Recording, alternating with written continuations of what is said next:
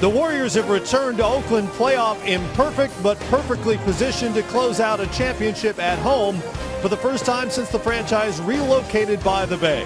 The defending champs spoiled the Dubs' potential playoff sweep with a record-setting onslaught of offense in Game 4, and now the Cavs come to Oakland in an oddly comfortable position, down 3-1. Either the King and his crew continue the comeback, or Golden State gets a second title in 3 years' time. Game 5 tonight. Even when you playing well, you got to play A++. With the Warriors on the precipice of history, 16-0, LeBron James and the Cleveland Cavaliers had no choice but to find their A++. Cleveland on fire to start here in the first quarter. An historic finals quarter. 86 in the first half for Cleveland. Just when it seemed the barrage had crescendoed, LeBron stamped his own A++. James drives, scoop layup, pass to himself, and he throws it down. We have championship DNA as well. We showed that tonight. It took history to break history, and now we're back to 3-1.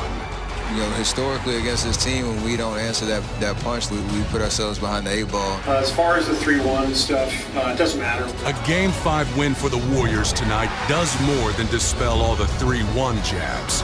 Different team, man. This team set a new bar. Driving and flies it for a two-hand slam. One where the standard is A++. Fakes and fires, good Curry. And a championship is the final and only task remaining. Obviously, can play better and want to play better and will play better. Cavs, Warriors, Game 5 next. LeBron James makes finals history, it seems, just about every time he steps on the floor these days. Another triple-double in Game 4 separated him from Magic Johnson as the all-time finals leader. But a ton of work to be done against the Warriors, who get a chance to celebrate in front of their raucous fan base tonight here at Oracle Arena. Welcome to Oakland, everybody. Game time live at the finals. Great to have you with us once again. I'm Matt Weiner, Steve Smith, TV's Brent Barry, Grant Hill right over there. And how many of you thought we'd be here tonight back on Friday? I thought we'd be back. I initially said Warriors in 6, and so I didn't think they would win Cleveland Game 4. I thought they'd win Game 3, but I figured at least one game they'd get in Cleveland. And they showed a lot of heart, and they played with a lot of pride and had their best game of this series. So the big key is, can they keep it going? With about 3 minutes left in Game 3, I thought they were going to win that game too. I left something here last year, Matt, and the year before. I'm still trying to find it, so I'm glad we're back here in Oakland. So it's 3 straight times. I felt like Cleveland was going to win one game. I didn't know which game. It felt like the Warriors would have a great opportunity in Game 5, but certainly, Smitty, it seems to be a little bit more of a shift in consciousness, especially how the Cavaliers went about their business historically in game number 3. Yeah, it is. I mean, I'm with you guys. I thought they'd win one. I'm with Grant. I picked Warriors in 6. The one thing is, it's an eerie feeling right now. Right now, just sitting here before this Game 5, where's the emotion? Is it leaning more toward the Cavs? You can tell, talking to coaches, talking to players, this is going to be a good one to start off the first 4 minutes. Whatever it is, whichever way the emotion's leaning, we are back for a third straight year here in Oakland for a Game 5. 2 years ago, Steph Curry had 17 of his 37 points in the fourth quarter as the Warriors took a 3-2 lead here at home despite LeBron James' 40-point triple-double. Warriors won that game 104-91. Last year was the beginning of the end for Golden State, which played without the suspended Draymond Green, recall. James and Kyrie Irving went off for 41 points apiece as the Cavs won by 15 points in the first of 3 straight victories to close out that historic comeback from down 3-1, 112-97. This year, we're back for Game 5 because of the historic offense generated by Cleveland on their home floor Friday night. A 49-point first quarter, 86 at the half, 24 threes. Those are all among the finals records set, a frenetic and sometimes strange blowout win. So, guys, what parts of that, of all those numbers and that offensive explosion, can the Cavaliers replicate tonight? Well, that's going to be interesting. I think when you look at it, I think the most points maybe in a half, I'm not sure. I don't know if somebody can duplicate those numbers. They weren't even video game numbers. Those are all-star games numbers where we go, nobody played defense, but give Warriors credit. They did play defense. The Cavs had one of those shooting nights. Yeah, I'm thinking about it, Matt, just how much, and we spoke about it right after the game, the fouling of the Golden State Warriors impacted the aggressiveness with which they could play with for the rest of the basketball game. You had Draymond Green, Steph Curry, Klay Thompson all have 2 fouls before the end of the first quarter. And so all of a sudden your aggressiveness and what you can do defensively is taken away. Kyrie Irving took full advantage of that in the second quarter. It was mind-boggling to look up to the scoreboard and see that many points in the first half. I just could not fathom that. That's not happening again. Something else will happen, but that's not happening again. And Brent, to your point about not being aggressive, maybe because of some of the calls and being in foul trouble, for the game, Cleveland took 87 shots. 44 were uncontested. That's 51% uncontested shots. So that led to their 24 three-pointers made in that game. And the defense of Golden State in this particular play here, a little bit of miscommunication. Obviously, there's going to be a Kyrie Irving awareness. You got to communicate on the road. And Kevin Love, one of those 24 knockdowns, uncontested. And simple here, just a screen and roll. Of course, Golden State's continuing to force LeBron James to his right hand, and Richard Jefferson with the hard roll. And this right here was just a great read. He could have finished at the rim, but just the presence of mind to know that Kevin Love is in the corner where he's so efficient, and once again an easy three. And of course, Richard Jefferson, this is his new role. He's a diver here in the offense, but he gets the ball. Could have actually finished. During this play, I thought, man, he should have shot this basketball high percentage, but he gets it to Darren Williams, then a nice unselfish swing, Kyle Korver. Only made 1 3-pointer for the game, but that was a big one there in the second half for Cleveland. So for them to continue the complementary players outside of Kyrie Irving and LeBron James to be effective, and of course to knock down 3-pointers from the perimeter. Golden State has done a good job the first 2 or 3 games guarding the perimeter shooters. It took a step back in Game 4. We'll see what they can do here in Game 5. The Cavaliers knocked down 59% of those uncontested shots you spoke of a moment ago. Compare that to Game 3 when they were under 35% on those same types of looks. Sometimes it just comes down to shot making. There's also an element of physical play in this, and on the off days, Tyronn Lue talked about how much better he liked the attitude from the Cavaliers. How does that translate on the road? How does it impact the series moving forward? Well, I think one of the things that you have to be consistent with, Matt, if you started that way at home, for sure that's a point of emphasis for the Cavs in this building. The emotions of a closeout game, we saw that in Game 4. It got rough and tumble, especially in the third quarter. That it lasted longer than the PGA tournament, that third quarter. And now we're back here in a closeout game at home for the Golden State Warriors with still everything at stake. And so you look for the referees maybe to control that tempo early. That doesn't mean the Cavs should come out with any less fight or ferocity in the first 6 minutes to establish the fact that they're going to play a physical game. They could try and hold the cutters on the weak side as much as possible, get up on switches and use their body on the inside and see if they can make that kind of physical presence felt by the Golden State Warriors as they start this Game 5 on the road. It was a choppy game as well, nearly 3 hours. Yeah, it is, and I think for the Cavs, you have to play that way. I don't think they can have one of these games where Golden State is having a party. The DJ has to skip the zone a little bit, and what I mean by that, the Cavs have to play where the pace is not going up and down. Even though it was a fast first quarter pace, it was to their liking, but if they can't get up and run with this Golden State team, and for me, Grant and Brent, I thought the Golden State Warriors got caught up into it. Steph is not a player that needs to be grabbing and holding. He needs to be free flow. I don't like when he's trying to get physical. That's not his game. He has to be free, making shots and being able to run without being able to having to tangle up with guys. We had so many things happen in that game, Matt, that were head-scratching. Not only just the scoring, but the three-point record by the Cavs. One of the things that really was a shocking part about the Warriors not showing up in that game is at the halfway point. 0 for 2 in terms of fast break opportunities, and 0 points for the Warriors in fast break where they have been most devastating. Ended up with 9 points for the game, most devastating in all the 3 other games, outscoring on average like 27 points a game for Golden State in transition. To take all of that away for Cleveland, that was a huge point of emphasis, and they stepped up and made sure that was not advantageous in game 4. Well, the old rule applies. It's a lot harder to run off made baskets, and the Cavaliers are making everything in sight. We've got a little less than 90 minutes ahead of us here on our Live at the Finals pregame coverage, and we've got the place blanketed as always. Casey Stern is outside Oracle Arena. David Aldrich continues to cover the Warriors, and we'll begin with Kristen Ledlow on the Cavaliers. And Matt, it's a familiar feeling for these Cavaliers being down 3-1 and returning to Oracle Arena. So at some point throughout this series, I've asked members of the Cavs whether or not they feel differently about what's possible because of last year's historic comeback. And of course, where the confidence comes from in a situation like this. Kyrie Irving told me it stems from the adversity he's faced in his own life. Kevin Love laughed and said that he doesn't love that the Cavs put themselves into these situations, but that they're resilient. J.R. Smith told me he still thinks he can fly.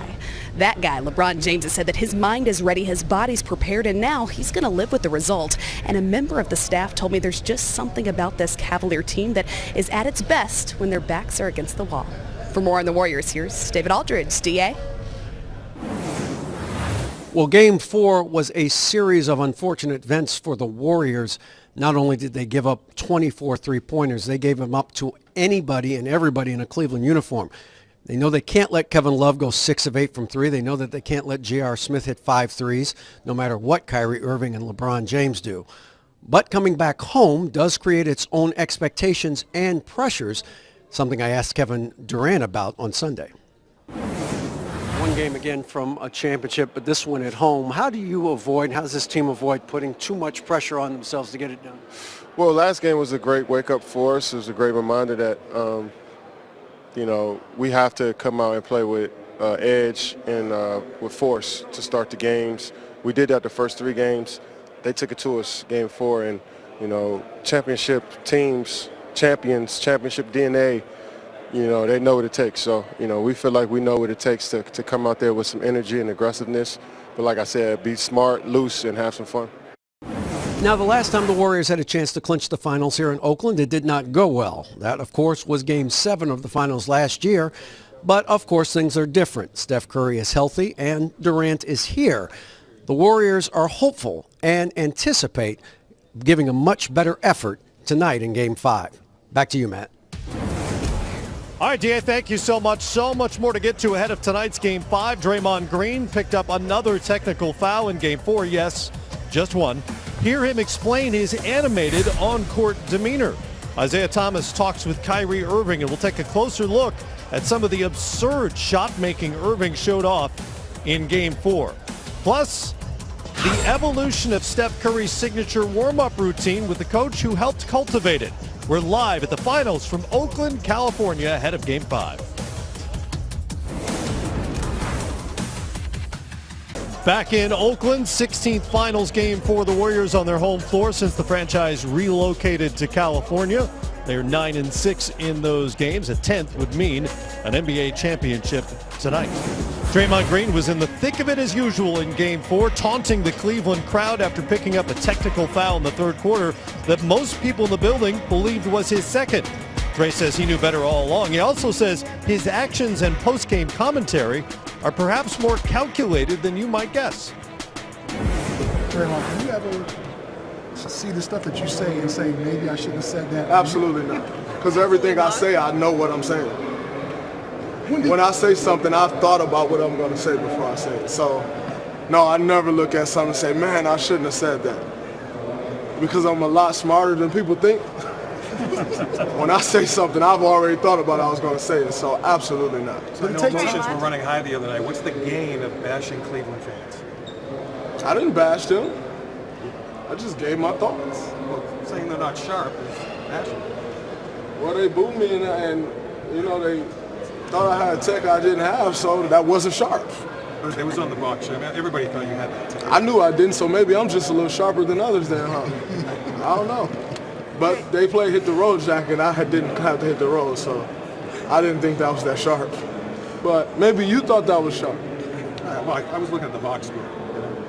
I was looking at reality, and I knew I wasn't ejected. So Draymond Green is not backing down from anybody in any conversation on any topic. He's often described as the heart and soul of this team, the defensive quarterback as well. The emotions, though, can be a help or a hindrance to the Warriors. What is the line there for him? Well, I think he goes right up to that line. But I think this team thrives off that and needs that. When you look at that team, when you look at the big three, if you will, Curry, Durant, Klay Thompson, they're quiet guys. You know, Draymond brings an intensity, brings an emotion that is needed for this ball club. And sometimes in the past, maybe he's crossed that line, but I do think he understands his role and his importance. And look, they're in a game.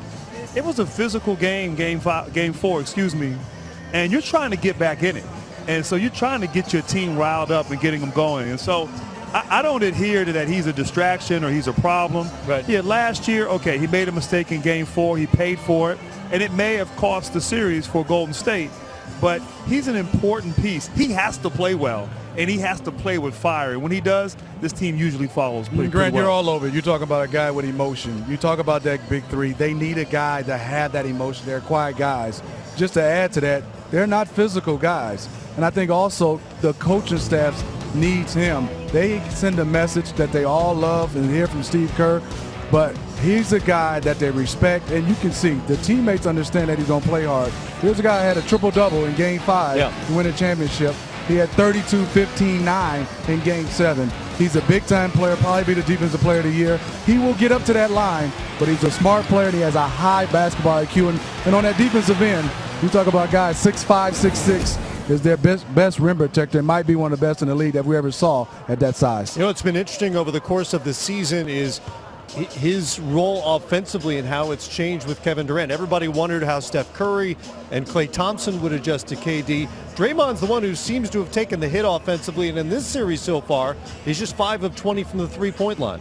Well, Draymond Green, Matt, is simply impossible to ignore, but the Cleveland Cavaliers are doing just that. On the defensive end of the floor, sagging off of him and challenging with opportunities from the perimeter. You see here at the top of the key, the Cavs content on cracking down as Kevin Love goes down the double team, down on the block what he thought might be a mismatch.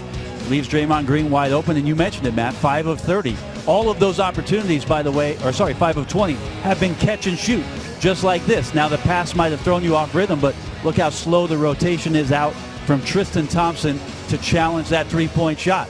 This time, Draymond Green spots up after an offensive rebound. Look at the Cavaliers still staying within the paint and understanding, even when they collapse, that the rotation, if they have to make a choice going out, is going to be first option, any other shooter. Second option will be Draymond Green. They don't mind going late to him with the percentages that he's shooting.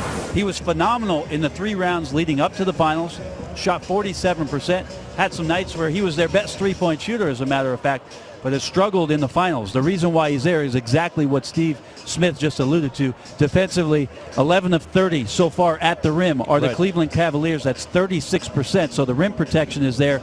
Some timely made threes tonight will help the Warriors out big time from the hands of Draymond Green. Well, meanwhile, Kevin Durant has been just fine offensively, even after his worst shooting game of the finals so far in Game 4. He had 35. He's averaging 34 for the series so far. What's impressed you about him in his second go-around? It's still defense for me. I've always known it. He scores like water. It's easy. You can just turn him on. I think for him is I would love to see, if I'm nitpicking, to be able to take the challenge early defensively, to set the tone defensively. You talk about a guy offensively. There's no answer for a guy at his size and his ability. But what I'm looking at is he's averaging a steal and 2 blocks. And I think he's the one guy can slow down LeBron or Kyrie, especially Kyrie on the switches. I want to see him set the tone defensively early. And for the first time in this series, we saw him go face-to-face with LeBron James, his old workout buddy, in Game 4 as things got heated. That was an interesting moment. It was, Matt. And you know, and to Smitty's point, he did a good job, I thought, in Game 1, causing some problems for LeBron defensively as the two squared up, even during the stoppage of play with the officials. The two great competitors, great small forwards that the game has ever seen. But his length, I thought, defensively gave LeBron some trouble in Game 1. Now, LeBron's a great player, as we know. He made the necessary adjustments. But, yeah, you know, you're going to have to not only do it on the offensive end, but to close out here against this surprisingly, you know, newfound confidence that this Cleveland Cavs team has, you're going to have to try to neutralize LeBron James, because LeBron can explode for 40, 45 points. And I think, quite frankly, and I know I'm jumping all over the place, but I think Cleveland right now is confident They feel like they gave away game 3. They could have won game 3. In their eyes, they blew that game. They blew them out in game 4. So they're coming back here now thinking this should be 2-2. All we got to do is win this game. We did it last year. And so it's going to be an interesting interesting approach for both teams, how they come out here in Game 5. Well, it may prove to be too little too late. Only time will tell. But they've gotten better as the series has gone on. If this were an 11-game series, I mean, look out for the Cavaliers. I thought you were going to say too much too soon, Matt. Still on the way, Tristan Thompson put his stamp on Game 4. We'll get into how he got more involved and how he can continue to impact the series tonight. Well, the last time a team down 0-3 forced a Game 6 eventually in the finals was 1996 when the Sonics won Games 4 and 5 on their home floor, different format, before succumbing to the Bulls in Chicago in Game 6. Of the 12 teams that faced an 0-3 finals deficit, only 4 have gotten as far as the 6th game, as the Cavaliers will attempt to do tonight. Brings us to our stat of the night, presented by Corona Extra. If the Cavs are to become the 5th of those teams to force a Game 6, they'll likely have to continue something like Game 4's bucket binge. They moved the ball better, took a ton of threes, and limited the Warriors' running game in the 2 games in Cleveland. One win, of course, one that got away. By the way, they're 12-4 on the season when they attempt at least 40 threes.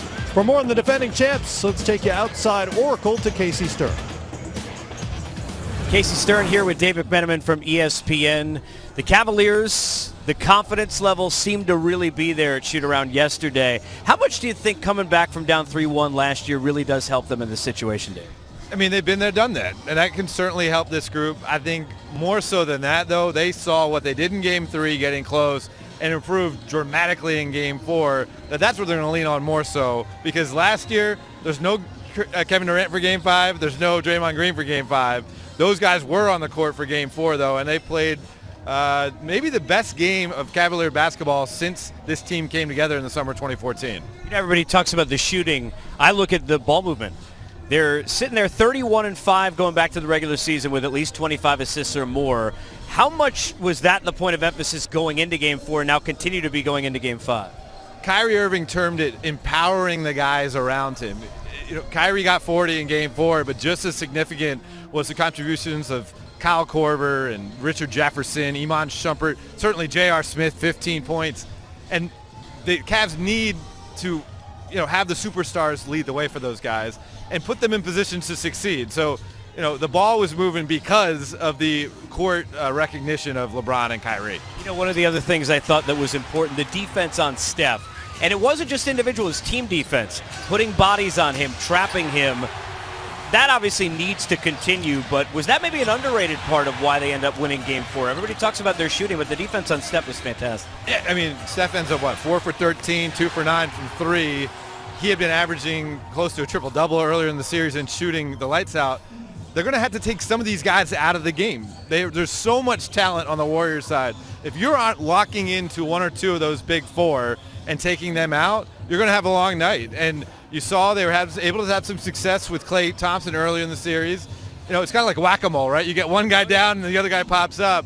They're going to basically need to lock down on 2 of them, I think, to have a chance in Game 5. Some hungry hippo? Yeah. All right, last one. Obviously, to win here is going to be difficult.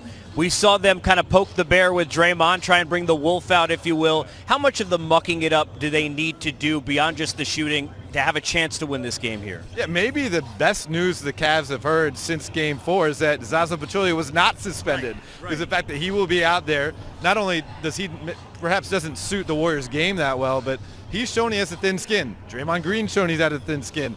Matt Barnes, we've seen a 15-year career full of a thin-skinned player. So if the Cavs, I truly believe, will target these guys, not necessarily target them being dirty, but they will try to instigate. Because if they can get the Warriors rattled and off their game, and rather than them worrying about executing on their home court, they're worried about individual vendettas, that'll benefit the Cavs in the long run. Regardless of what happens in Game 5, we got Whack-A-Mole and Hungry Hippo in an interview. My life is done. Back to you, man. All right, fellas, thank you so much. A lot of things changed in Game 4. They got Draymond Green irritated, the chief agitator there.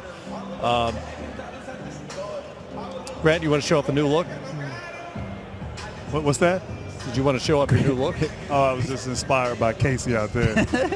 It's a nice look. Yeah, thank you. Works I appreciate for you. One of the many things One of the many things that changed in Game 4 was the emergence or reemergence of Tristan Thompson in the finals. He'd really not been a factor at all in this series. Just 11 rebounds the first 3 games. He had 10 in Game 4. What got him going? Well, it's so important for him. I think the crowd and the energy, and if he was watching film, he was just flat out getting his butt kicked by Zaza Pachulia and all the guys that was matched up against him. Good job right here to sinking and being aggressive. And his 4 offensive rebounds led to 10 points. As you can see, getting this offensive rebound, LeBron James with a charge. It's hard for a guy to stay connected to a guy when you have an offensive rebound. As you can see, people talk about the 3-point shot after an offensive rebound. This is where he made his money to me. He didn't allow any of the guards to be able to box him out. Gets an offensive rebound, and Love knocks down a 3. This last one for me is Barry Draymond, Barry Zaza Pachulia, just relentless. He did a nice job, 4 offensive rebounds and had 10 points, but he had more deflections. Right. He contested more shots and recovered more loose balls. They need him to be active. I think people have been a little overly critical of Tristan Thompson because they're looking back to last year and the impact that he had with Andrew Bogut playing those minutes last year before he went out of the lineup and before he got injured last year.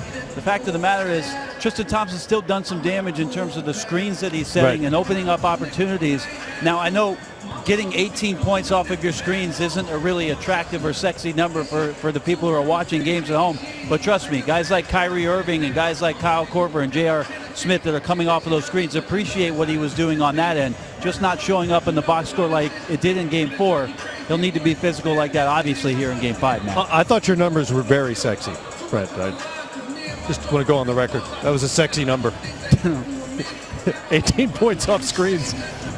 Hey, closeout opportunity. There will be big names in the building. Aaron Rodgers among them tonight for Game 5. Back live at the finals outside Oracle Arena. They're getting set. That's good to see. It's good to see. I like that. Cavalier fans, Warrior fans, getting ready for the night together. Hoping for a celebration here tonight in Game 5. Game 4 was choppy and controversial thanks to chippy play and a bunch of whistles. There were 7 technical fouls, including the one hardly anyone realized had been assessed to Steve Kerr in the first quarter. Dante Jones was teed up on the Cavaliers bench. And then, of course, in the third quarter, Draymond Green received a tech that most of us thought was his second of the night, only to learn that the first quarter tech had been incorrectly assigned to him instead of his coach. Let's bring in Joe Borgia, the Vice President of Replay and Referee Operations, who joins us from the Replay Center in Secaucus to sort it all out for us. And Joe, how do you react as a group after a night in which the officials were not only scrutinized but criticized around the country? Well, Matt, obviously there's a lot of questions about the game, but every game, especially during the playoffs, every call is reviewed, every no call is reviewed. The communication that happened in the game with the officials and the misunderstanding with the scorers table was a major topic. Bob Delaney, the head of the referees, was at the game and talked about attention to detail, which really a lot of the issues from their game fell under. For example, we have the loose ball foul, called on Draymond, and everybody assumed because Draymond reacted that the technical foul was on him. But it wasn't. I think when we show the video here, watch Steve Kerr come running off the bench yelling towards John Goble. And that's where the technical foul was assessed. You see Steve very animated. You see John sees him right there. Now the problem came, and the officials said afterwards they could have done a better job. John should have turned to the scorer's table and said, I have the technical on Steve. He is actually telling Mark Davis right here, you could read his lips, he was telling Mark Davis the technical foul was on Steve Kerr. So later in the game, when you saw Mark Davis call the technical foul on Draymond, he did not throw him, which officials actually love doing. They don't get to do that baseball wind up throw anybody very often. And Mark did not do that because he knew the first technical foul was on Steve Kerr. So it was attention to detail. It was a communication issue between the official and the scorer's table. Well, I think the other moment in Game 4 that was criticized, certainly talked about the most, was the Zaza Pachulia It wasn't really a play. I'm hesitant to use a word to describe what he did. It was sort of a jab at Iman Shumpert at the tail end of a scrum, and a lot of folks compared it to what Draymond Green did against LeBron last year that led to a flagrant foul, and ultimately, because of points, led to his suspension game 5 last year. What, in your mind, was the difference between the two plays? Well, they came to replay on this one, and we had some very good angles that showed that the so-called jab punch, which I totally disagree with, it's more of a push. It is clearly to the leg. It is not to the groin area, which Draymond's was last year. So it's the point of contact was totally different. This was an open hand. It was not a closed hand. Shumpert was on top of him, sort of taunting him a little bit, and I think it was a more of get away from me, get off of me. So, during the game it was called a technical foul, and the league office reviewed it and agreed it should remain a technical foul and not be upgraded because of where the contact was made, and also that the hand was open and not a closed fist. Hello, Joe. This is Grant. I have a question. We know and we understand that it's not your job to evaluate the officials. But can you explain in greater detail what the evaluation process is for those of us at home that maybe don't know? Well, we have Bob Delaney and the man as at the game. Mike Bannum has been here with me, who is the Executive Vice President of Referee Operations.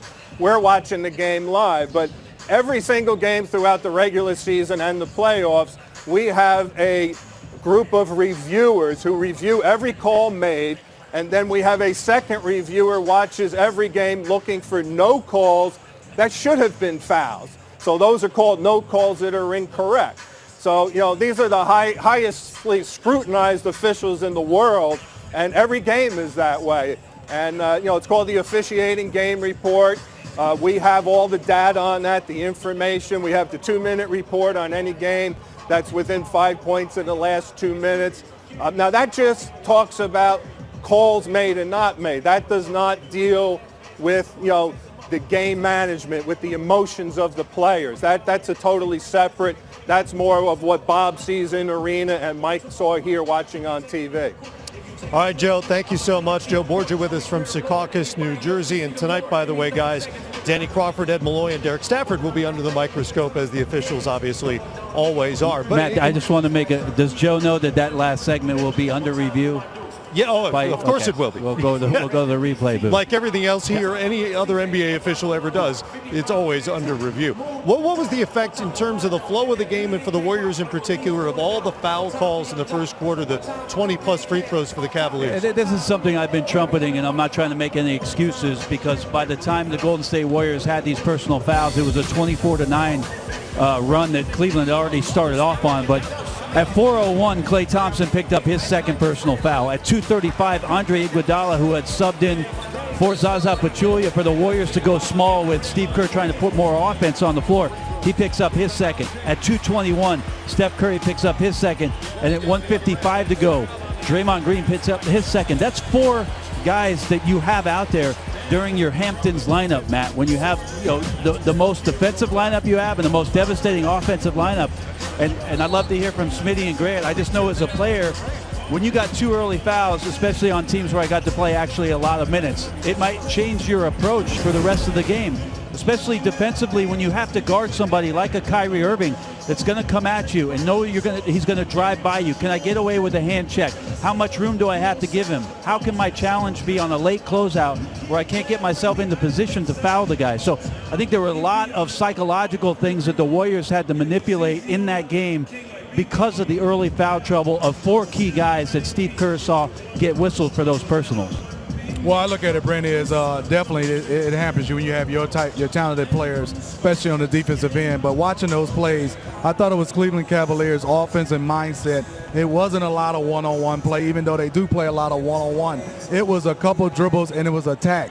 And that's the reason why Kevin Love, you saw him, the shot fake. The one thing I look at all these players, the shot fake is great if you need a 3, but so many guys now are shot faking and stepping sideways or stepping back. But if you watch these guys right now, they went forward in that game 4, and that's why watching those fouls, I don't know if there was even one question that there was a foul. I thought if you look at Steve Kerr, maybe the adjustment was to take some guys out, but those are fouls in my opinion, and it's definitely going to hamper you. All right, lots more to get to here ahead of Game 5 as we continue live from the finals. Up next, after 78 points in his last 2 games, Kyrie Irving sits down with Isaiah Thomas to talk desire and desperation.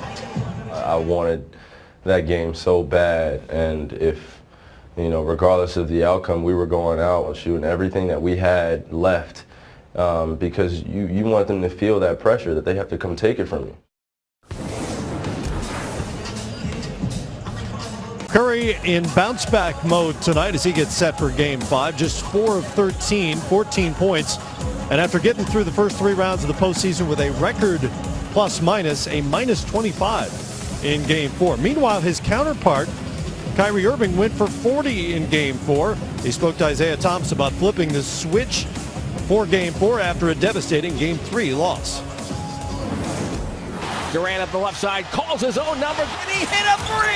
Durant hit a 3! The Golden State Warriors have stunned the crowd here at Quicken Loans Arena. Down 3-0 at home in a game that arguably everyone say you should have won, Game 3. The whole basketball world is saying, hey, this series over, y'all dead. How do 12 guys in the locker room come together, regroup, come back and have this Game 4 that you just had? Going back to the locker room, definitely a lot of disappointment, definitely a lot of hurt hearts across the world, especially in our fan base. But coming out Game 4, I knew that we couldn't have any emotional carryover from Game 3 into Game 4. Those next 48 hours, right? How do you mend those broken hearts? This is probably the lowest of lows that your team over the last 3-4 years have maybe been. Well, first all the worry and panic just goes out the window. You're down 3-0. You understand the magnitude of the situation that you're in and what can be accomplished. Right. That belief never goes anywhere. So after that, you take the positives that you can from Game 3. Our coaching staff did a great job of just keeping us dialed in. But the leaders of our team, we were just so calm, and we understood that if we came out with Game 4 with an even higher intensity, even better effort than we did in Game 3, we'll put ourselves in a great position. So it became more of a challenge for y'all to overcome than to just accept the defeat. Yeah, that was going to be the last thing, even if I wasn't even thinking about that, man. Most people. Yeah, but I've seen a history of this league where down 3-0, you're not getting back on the plane to come back for Game 5. Yeah. Everybody just, they'll play hard and then they go home. Yeah, that's for the normal people. Yeah. That's for the normal people. I'm so far abnormal. I wanted that game so bad, and if, regardless of the outcome, we were going out with guns glory. We were going out shooting everything that we had left, because you want them to feel that pressure that they have to come take it from you. Irving, little shake and bake, and then scoop layup off the glass. Irving for 3. He's a scoring machine. I watched the tape. I watched the film, and I said you came out playing on the one. You were James Brown. Everything was on the one. Every time you got open it was boom, shot. Everything was downhill move. What was the adjustments you made personally? Just utilizing space on the floor and understanding that the sacrifice of my body will be for the betterment of the team every possession down, whether the ball is in my hands or not. As I watch film, you just slow it down. Instead of watching just my movement, watch my players that's on the floor at the same time. There's a list of things that you have to be perfect at in order to even come close to beating this team, and that's where my head was. I'm fascinated, just watching this series and watching all of you play, because you keep speaking of perfection. And the thing that's blowing me away, y'all pulling up from the hash mark. This is crazy. I've never seen anything like it. And do you realize that this is historical, what y'all doing in terms of groundbreaking and what y'all doing to a generation of hoopers coming along? It's really fascinating. It's the evolution of the game. Oh, it's beautiful. It's the evolution of the game, man. It takes a turn, and we learn so much from not only just you guys, but everybody in between, everyone before, just a combination of this game, it just makes it so great. And you see great players just patenting things that whether stick or not stick, but it makes the game that much more special. Well, win or lose, you know, good luck to you, and keep doing your thing. Always, always. Man.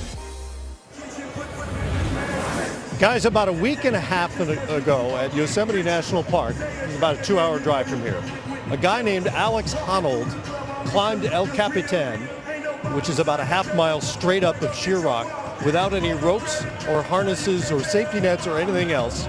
And I bring this up only because the degree of difficulty of Kyrie Irving's shots in Game 4 was maybe just a tick below what he did. Woo, man, I don't know how I top that with any ropes. I wouldn't want to do that. To me, I looked at it as playing the point guard position, you were always taught up to have a setup move. But I think with Kyrie in the last games at home, he was not having a setup move. He was going to get to his space, and he was not having a counter move. Kyrie sometimes wants to have a bait move and to be able to counter. If you watch in this game, there was no bait move. He was going straight to the bucket. In games 1 and 2, on contested shots, he was averaging about 11.5 points, shooting only 29%. Games 3 and 4, he was downhill, no counter punching. I'm going straight at you, making shots, and he's averaging about 29.5, shooting 58%. No counter moves. Everything was straight line without even guys being able to test his setup moves. Of 13 isolations for Kyrie Irving in that Game 4, Matt. For the Golden State Warriors, 13 overall. So these teams are staying true to who they are. Kyrie Irving has stayed true to himself. I think, Grant, one of the most impressive things about him is his resiliency even within this series. He did not have 2 good games in 1 and 2 here in Oakland. Went home with a lot of pressure on him, much like last year, had a 30-point game in that Game 3. He responded well, seemed to get his confidence back. He seems to be understanding how it is that Golden State's playing him a lot with Klay Thompson on the wing. And Ty Lue made a few adjustments in the offense to really clear out the corner on the isolation plays for him to have the whole side of the floor to work with. And I felt he got himself into a really good lather in both of those last few games, Grant. No question, Brent. And, of course, you talk about the adjustments. We know Golden State was forcing him left, not wanting Kyrie to get to his right hand. He's too good a player, though. At times he's able to do that. But he was aggressive. He was in attack mode. And you know, those were some good defensive plays. I mean, some of those shots, particularly when you were talking, Smitty, he's scoring over length. JaVale McGee, Klay Thompson is right on him. And we've seen him obviously do it this year. But him stepping up his game, playing at that level, obviously Golden State being in some foul trouble early, guarding a Kyrie Irving and a LeBron James is impossible if you don't feel like you can be physical. And Golden State didn't have that. And so, you know, Kyrie was huge. His confidence now is riding high. He knows sort of what he can do against his team to be effective. Let's see if Golden State makes some adjustments now on how to defend him. But good luck with that. I don't think anybody can defend him when he gets it going. Oh, we've seen Kyrie respond before, obviously, in this situation last year with 41 points in Game 5. Steph Curry, by the way, 0 for the tunnel. Usually he goes 5, right? Yeah. Uh-oh. Maybe he's saving something. Crisis. And playing here, people were talking about Steph and Klay having to make an adjustment offensively. He was the third used guys on his team. He shot the third less shot, and he averaged over 25 points a game. But if you're around this guy, when I see him get criticized, this is an impeccable person, impeccable. The NBA collective bargaining agreement obviously is not perfect, and there's going to be other players leave. And for the Warriors to get him, my goodness, like the biggest Christmas gift you could ever get. Jared, just to talk about that, Matt talked about the skill set, and you talked about Kevin Durant. Have you seen anything that you can compare that's an anomaly like a Kevin Durant at 7 feet? They're able to handle the basketball like a point guard, shoot the basketball, and like you said, his game has grown so much defensively that where do you see any weaknesses, Jared, that he can improve on? You know, he's only 28 years old. He's not even in his prime. I think 30 to 32 is probably the prime for players. And, you know, I think it makes it a little bit easier for him. In Oklahoma City, he and Russell had to score. They absolutely had to score. In a lot of situations with them, because we move the ball so much more than they do, coaches don't have as many passers as we do on our team. And I think it helps him a lot where he can play without the ball. And again, the little things he does. He might be our best passer. I wanted to ask you, Jerry, you mentioned Kevin at 28. I wanted to take you back to when you were 22 years old and you played in your first ever playoff series back in 1961. Played with Rudy LaRusso, Frank Selby, Elgin Baylor, a very young basketball team. How much does having that experience at a young age help you? And then looking at the Cavs and the Warriors having played 3 times in a row, how much maybe this familiarity breeds some contempt, but at least high-level competition? Well, you know, I think the most important thing is to really want to compete. When I look back at my life, I had to compete from the time I was this little. I learned a lot of lessons early in my life. I led a tough life. And I think when you come into the league today, these kids come in so early, and all the praise and hype they get, it's really not fair to try to judge them. But these guys here, at this age, with the experience they've had, not only playing with each other, but playing in all-star games with other teams, to me, it's almost a perfect match. I hate to see teams that are all top-heavy with 8 older players. I like kind of gradual descent, and we've got a couple of good young players here too, and one in particular is going to be a really good player, Patrick McCall. He's going to really be good, and he learns from them. But this is a really cohesive bunch. It's probably, and I hate to say this, probably the nicest group of people I've ever been around in my life, period. Jerry, you just talked about that. What's impressed me is just the collective character and spirit of this ball club. To have, as you said, 4 all-stars that all seem to get along and play for one another. Have you seen anything like that in all your years as a player, as a coach, GM, consultant? Anything like that locker room that you guys have here at Golden State with those guys? You know, I tell you, Paul, everyone wants to give teams credit for that, okay?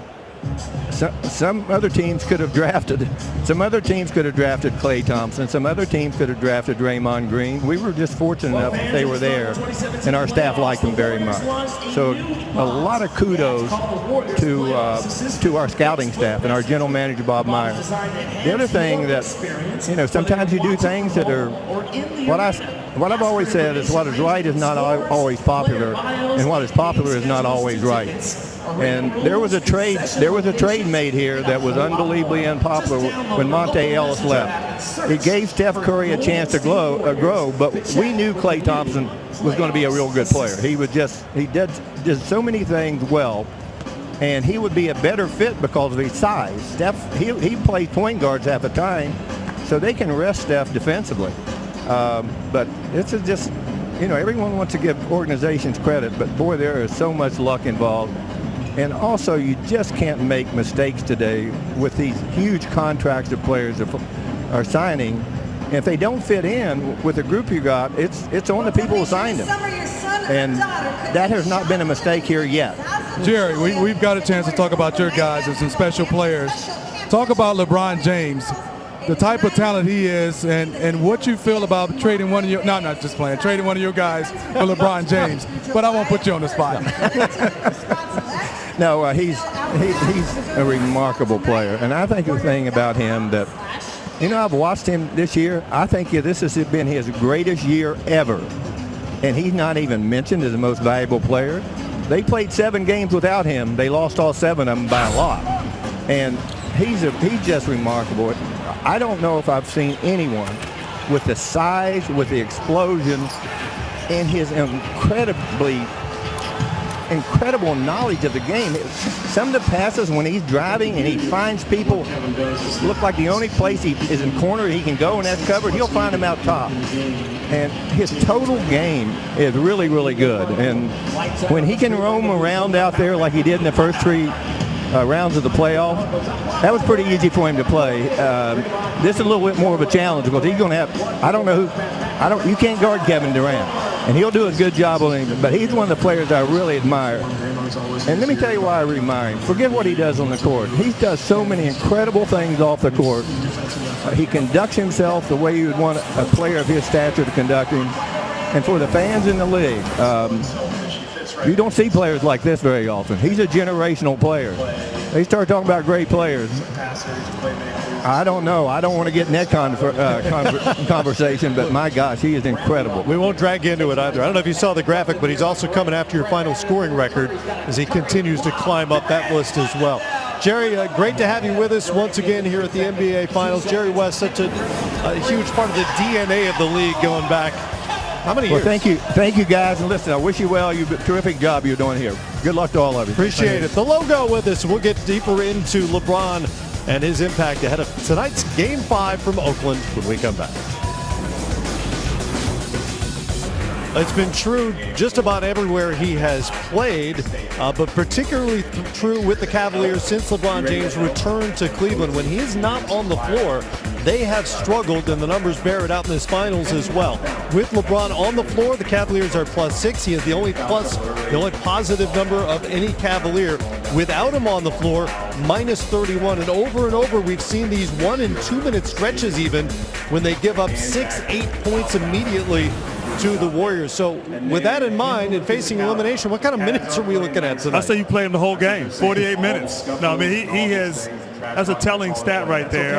I think, you're going to try to get him out for short rest if he needs a rest, and maybe have it with a timeout coming, so he can, you can kind of cheat that minute rest, but he needs to be on the court. His presence, even if he's not scoring and being effective, his presence, his leadership is just invaluable for this ball club. And so don't be surprised if he logs again heavy minutes, over 40. I think he needs to be 42, 43 minutes for Cleveland to have a chance here on the road against Golden State. He did play a 50-minute finals game a couple of years ago for the Cavaliers. Well, I think what's been problematic is that with LeBron playing the minutes that he has, it's the fourth quarter wear down and the impact that he suffered for most in terms of his statistics, with Kevin Durant averaging over 10 points in the fourth quarter. LeBron was just averaging 3.3 points. And obviously the last game tipped the scales in terms of the net rating that LeBron had during the finals, but it would be great. This might harken back, Smitty, to earlier on in the season when LeBron was criticized pretty heavily about mentioning the fact that Cleveland could possibly use one more playmaker. Yeah. I mean, this is maybe the reason why there was talk from LeBron about that, and maybe it wasn't the best way to go about it, but I think in terms of his intellect and cerebrally looking forward about what the playoffs were going to represent, to have one more guy besides Kyrie that could handle the ball and do some things out of the pick and roll to create some opportunities.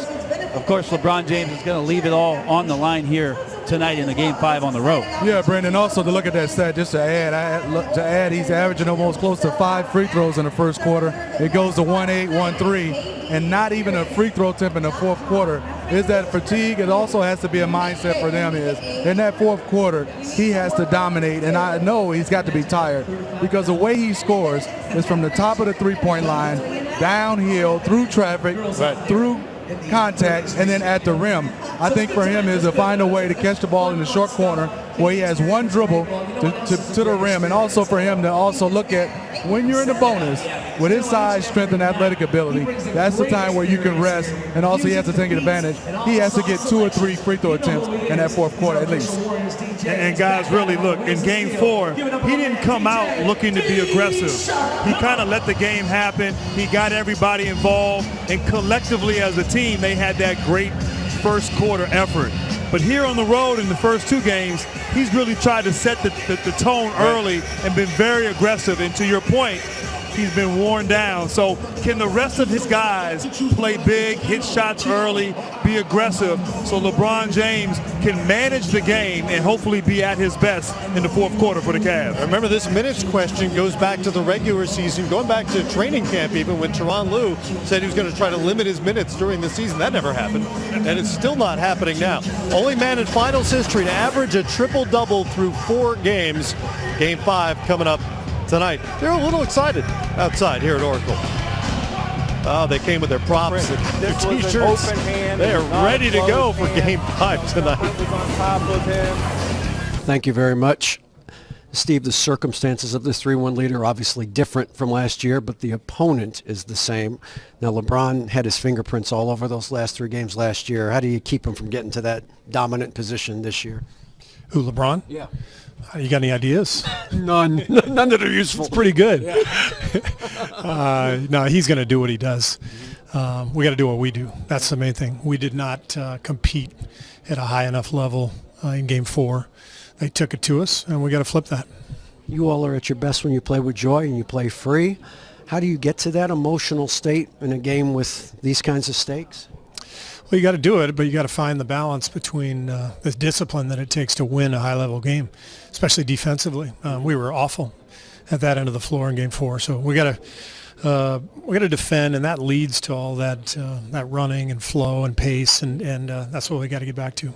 Now, your depth of lineup this year, you've only seen it sporadically throughout this series so far. Is it something they're doing, or is it something that you may get to more as the series goes? We might get to it more. I mean, every game's different. Circumstances dictate who we play. And frankly, we didn't need to play it a whole lot first couple games. And we also had a lot of foul trouble with Draymond the first 3 games. So, those things dictated different lineups. We could definitely get to that. And then it becomes a matter of, can they guard us and can we rebound against them? And those are the little battles within that you have to go through. Steve, thanks for your time. Good luck. Thanks to you. All right, back to you. Appreciate it, D.A. Steph Curry, a chance to become one of a pretty select group with a pair of regular season MVPs and multiple NBA titles if the Dubs can pull it off here tonight. Back in Oakland, Kyrie Irving put up 79 in the 2 games back in Cleveland. But, fellas, his home-road splits have not been great throughout the postseason. They'll need him tonight if they're going to send the series back to Ohio. Right now, here's Kristen Ledlow with his head coach, Tyronn Lue. Coach, games 1 and 2, the most decisive wins for the Warriors. What have you seen that can be immediately improved upon here? Just continue to get back in transition. I think last game, holding this team to 14 points in transition is unbelievable, and we got to try to have that effort here, in their home gym. We know it's going to be tough, but we got to do it. Down 3-1 at Oracle Arena. You've been in this situation before. Where does this team's confidence come from this time around? Well, the confidence is there because we thought we let Game 3 get away from us, in our building. And each game we've gotten better, so we just got to continue to get better. We know it's going to be a tough task tonight, but we're up for it. Thanks, Coach. Yes, ma'am. All right, Kristen, thank you very much. You see Cleveland fans there, one of whom is wearing wine, which is their official color, white wine and gold. We are told the actual Cavaliers will be wearing black tonight, which brings up a curious note. This is the 22nd NBA Finals game in Cavaliers history. They have never worn wine. Way to dig deep, Matt. Does that strike you as odd for a team whose colors are wine and gold? Ponder that during the break. I feel very, very confident in our team and our ability. I can just tell you this. A lot of people didn't believe that we wanted to get on a plane, right, and come back here. And I can guarantee you they don't want to get on a plane and go back to Cleveland, because then we'll probably be getting on a plane and coming back here again. Richard Jefferson all but guaranteeing a Game 6 win if they win tonight, Game 5. Who's getting on planes? What's happening tonight? I think regardless, they're all going to get on a plane and go somewhere to celebrate. But I think Golden State wins by 15. Wow. I think the Warriors win this one. Richard Jefferson's absolutely right. Even if they did go out, the Warriors would have to come back on the plane. Warriors are going to be too good tonight. No foul trouble for Draymond Green. They get into a rhythm, Smitty. They win it. Way to state the facts, Richard Jefferson. You went at it, but I got Golden State winning this one. And I think it's going to be a close one. I'm getting on a plane tomorrow. I know that. I don't know exactly where I'm going. But first, we've got post-game after Game 5. We'll see you then.